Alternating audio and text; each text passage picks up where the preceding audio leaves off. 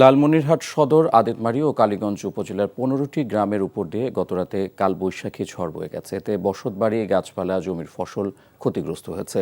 মধ্যরাতের এই ঝড়ে লালমনিরহাট বুড়িমারি মহাসড়কের 7টি বাড়িতে গাছ ভেঙে মহাসড়কে যান চলাচল বন্ধ হয়ে পড়ে। পরে ফায়ার সার্ভিস সহ উদ্ধারকর্মীরা গাছ সরিয়ে নিলে 4 ঘণ্টা পর যান চলাচল স্বাভাবিক হয়ে পড়ে। এদিকে কয়েকটি এলাকায় বিদ্যুৎ সঞ্চালন লাইনের খুঁটি উপড়ে পড়ে বিদ্যুৎ সংযোগ বিচ্ছিন্ন হয়ে পড়েছে। অপরদিকে ঝড়ের সময় বজ্রপাতে হাতীবান্ধায় অন্তত 7 জন আহত হয়েছেন।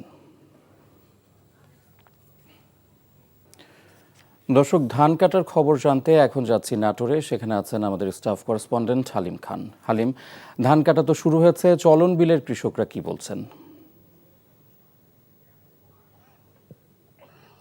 ইফতেখার, আপনি আমার পেছনে দেখতে পাচ্ছেন যে কৃষকরা ধান কাটছে।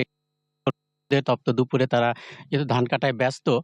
কৃষকরা যেটা বলছেন যে এবার শুরুতেই ধান পাকার শুরুতেই ঝড়ো বাতাস এবং কিছু আ শিলাবৃষ্টি হয়েছে। এই কারণে কিন্তু ধানের জমিতে সমস্ত ধান আ আ ইয়ে হয়ে গেছে, আপনার নুয়ে পড়েছে। এই কারণে কৃষকদের ধান কাটতে কিছুটা সমস্যা তৈরি হচ্ছে এবং এতে করে তাদের সময় বেশি লাগছে এবং এর ফলে যে জমির মালিক যারা ধানের আবাদ করেছেন তারা কিন্তু তাদের খরচ বেড়ে যাচ্ছে। কারণ যেখানে এক বিঘা জমিতে ধান কাটতে তাদের ১০ জন লাগতো, তাদের এখন ১৫ শ্রমিক লাগে। এই কারণে তাদের ধানের খরচটা বেড়ে যাচ্ছে। ধানের উৎপাদন ফলন কিন্তু ভালো হয়েছে।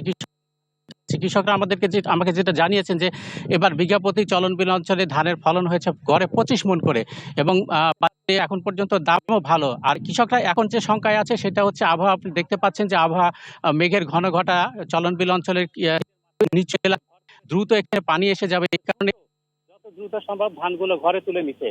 আর দেখছেন, তবে পুরোপুরি এখনো ধান কাটা সম্ভব হয়নি। এখন পর্যন্ত মাত্র ২০% ধান চলন বিল অঞ্চলে কাটা হয়েছে। কৃষি বিভাগ যেটা বলছে যে আগামী ৭ থেকে ১০ দিনের মধ্যে চলন বিল অঞ্চলের সমস্ত ধান তারা ঘরে তুলতে সক্ষম হবে। ইফতেখার। দর্শক, জানছিলাম ধান কাটার খবর।